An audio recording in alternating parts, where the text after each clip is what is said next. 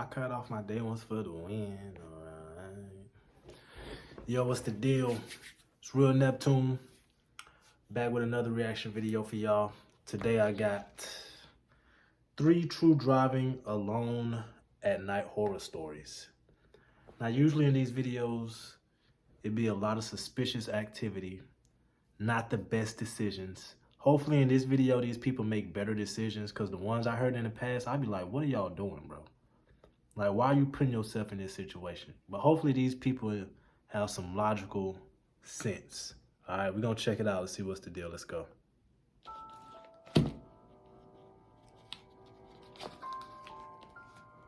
After spending the first 16 years of my life in the city, moving out to the country was a breath of fresh air, literally. I was lucky enough to learn to drive out on the open roads rather than the congested streets of New York City. I typically did most of my driving during the day, but whenever I had to drive at night, I was always very careful. You never know when a deer or something might jump out at you. Now, on the rare occasion that I was Bro, it'd be so creepy driving in those country roads where it's barely any lights. That shit be looking like it's straight out of a horror movie, bro. The vibes be so creepy, bro. driving at night, I found the later it was, the more peaceful the road was. Well, that wasn't the case Peaceful? when I was driving Should be home creepy. from a concert about 6 years ago. It was around midnight by the time that I managed to get out of the parking lot and onto the road. And I had a 3-hour drive ahead of me, so I made sure to get out of there as quickly as possible. And for the most part, the drive was going as expected. There was hardly anyone else on the road as I got further away from the concert venue, and the sky was clear with a bright moon to light the road ahead of me. However, things turned way less blissful as I passed through a small intersection where I noticed another car pull onto the road behind me. This didn't bother me at all, because I figured there was plenty of room for everyone.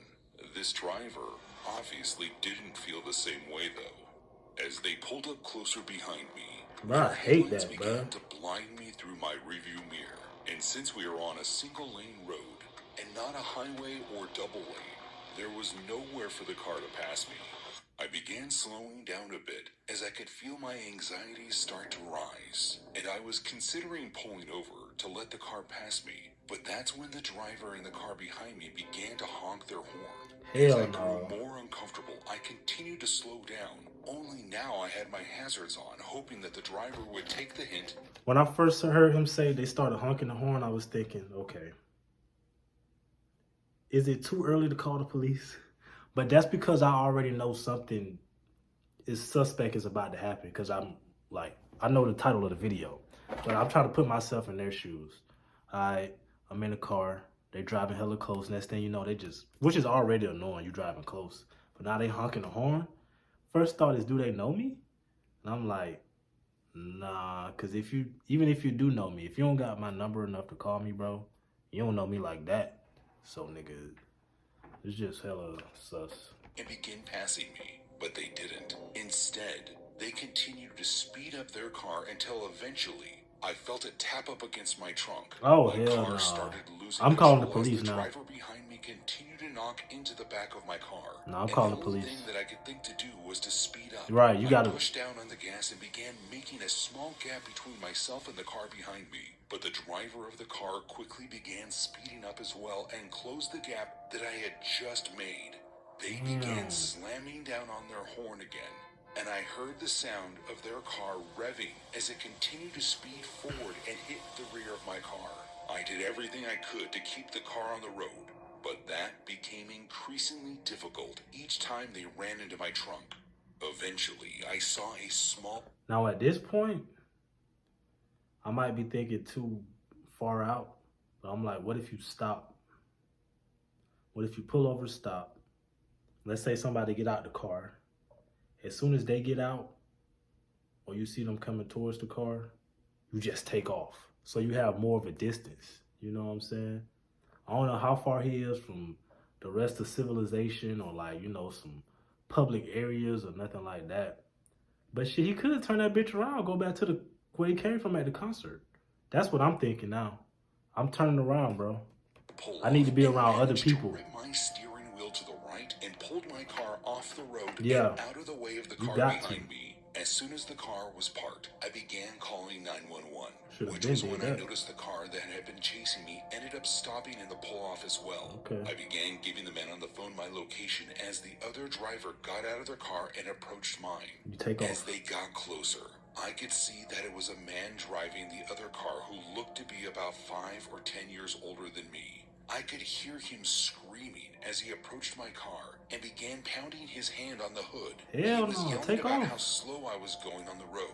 And at one point, he even tried to open my door by pulling up the handle. Bitch. Thankfully, the police were able to get there before the man drove off. And after inspecting the damage on both of the cars, they ended up arresting the man for reckless driving, among other charges. At the end of the day, though, it was all chalked up to a bad case of road rage. Okay. This person, they have some sense. Usually, when I hear these stories, people be doing some of the most craziest things that don't be making sense, but at the same time, you got to realize they're probably under a lot of anxiety and pressure in these moments, so you can't always judge how a certain person or even you are going to respond.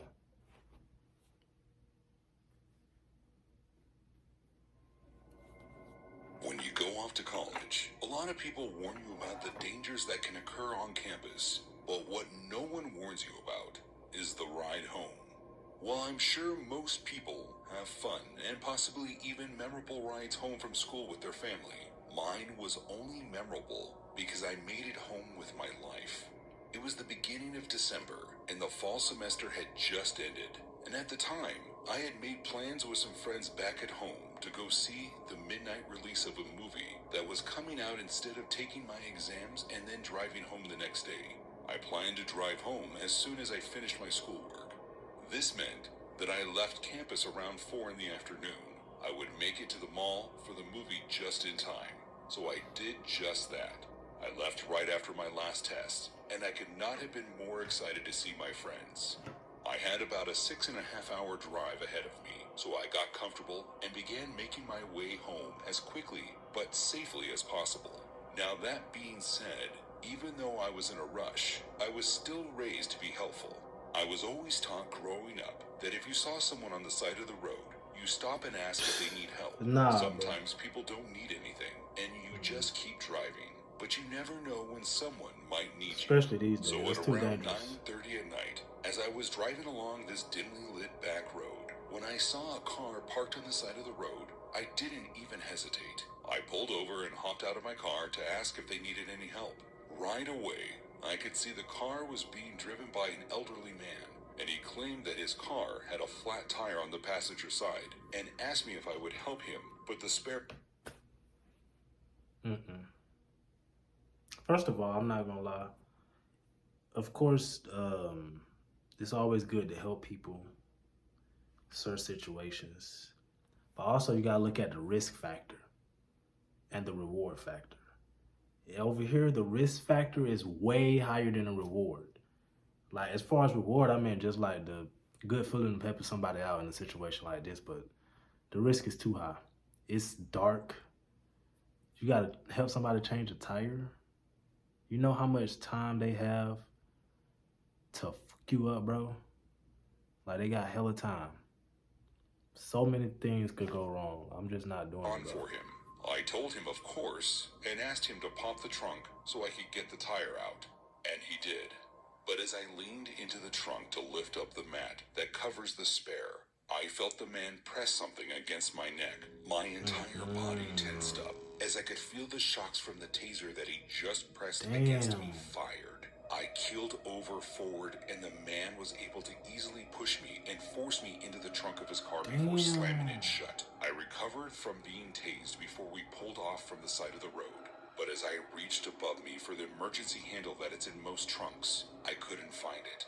I could feel the tires moving as we began making our way down the secluded back street when I realized the old man had forgotten to take my phone before locking me up. He must have been in such a hurry and didn't want to risk being overpowered that it didn't even cross his mind.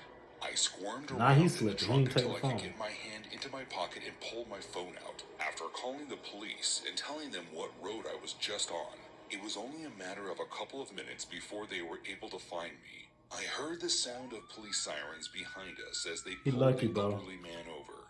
And once If the he car came to a stop, if he didn't forget to take your phone, bro, raps. That's what I'm saying, bro. That risk was way higher than the reward, man. You can't be I gambling your began life like banging that. on the trunk to let the officers know where I was. Once the man was in custody and I was out of the trunk, I asked the officer if he knew why the man tried to abduct me, but he didn't know why. It wasn't until the trial that we learned that this man, He's a psycho. who I thought was old and frail, had actually confessed to abducting multiple people between the 90s and the late 2000s. Man, you was I gonna be was next. just the lucky one. Yes, you were.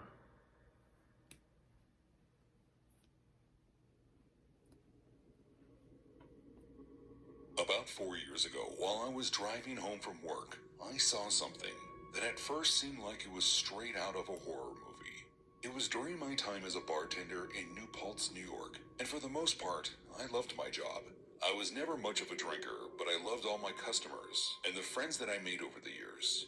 Plus, I used to suffer from some pretty nasty insomnia, so working overnights was perfect for me. The bar typically closed around 3 a.m., and after cleanup and whatnot, I would usually be on my way home between 4 and 5 in the morning, just before sunrise. That night, though, we ended up closing early because it was a slow night, and by the time 1:30 rolled around, the bar was completely empty. So we closed up, and I got to head home a little bit early, which is most likely what ended up saving someone's life. After locking up the bar that night, I climbed into my car and got ready to drive home. I plugged my phone into the auxiliary cord, started playing some music, and before long, it was just me and an empty road.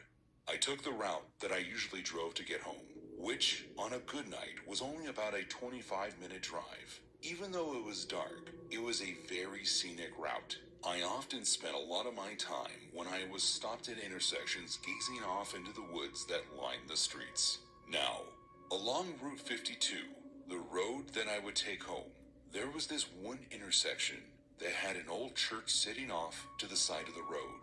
And I remember as I passed it that night that there was a car in the otherwise empty parking lot, which I thought was odd. No one was ever at that church in the middle of the night, but I assumed that it was just some high school kids hanging out and kept on driving.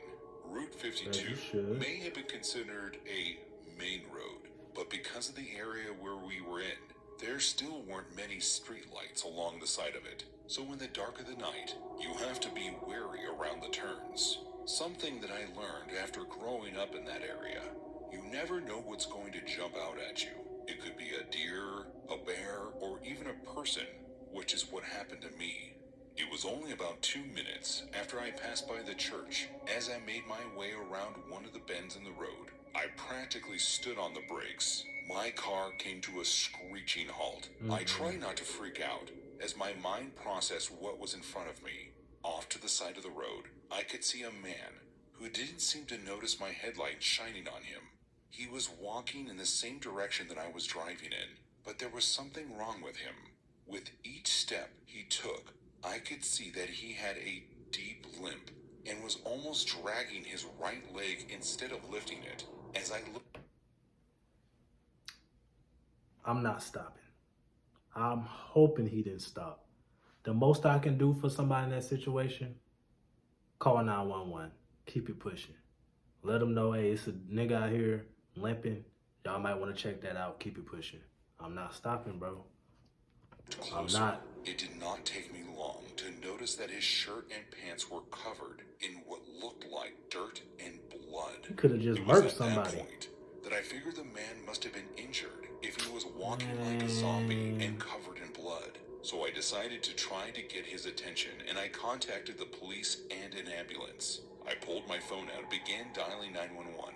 At the same time that I started rolling my window down, I called out for the man to stop and told him that I was getting him some help.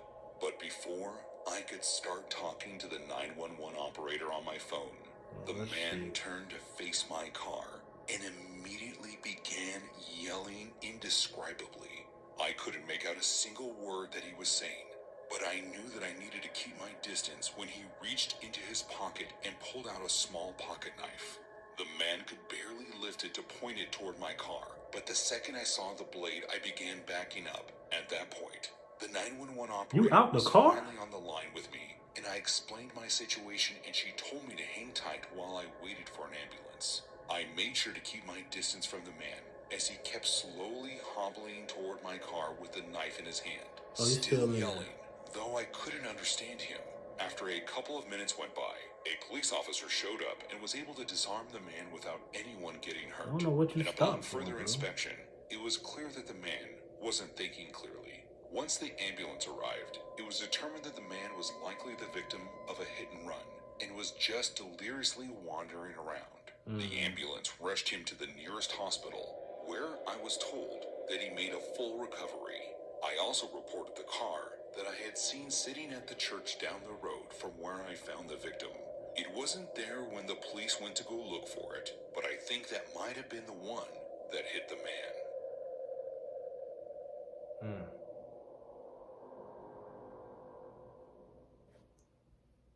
Damn, bro.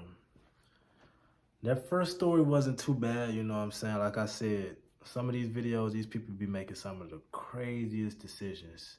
Now, the second one, that one was a little, you feel me? It was a wobbler. Yeah, man. Make sure y'all stay safe out here, bro. It's a crazy world, especially in 2023. You gotta stay safe. Make sure you're not out here putting yourself in any situation that you shouldn't be in, you feel me? Make sure y'all comment down below anything else y'all want to see the boy react to. Get a video a like, subscribe, all that good stuff. I'm gonna catch y'all on the next one.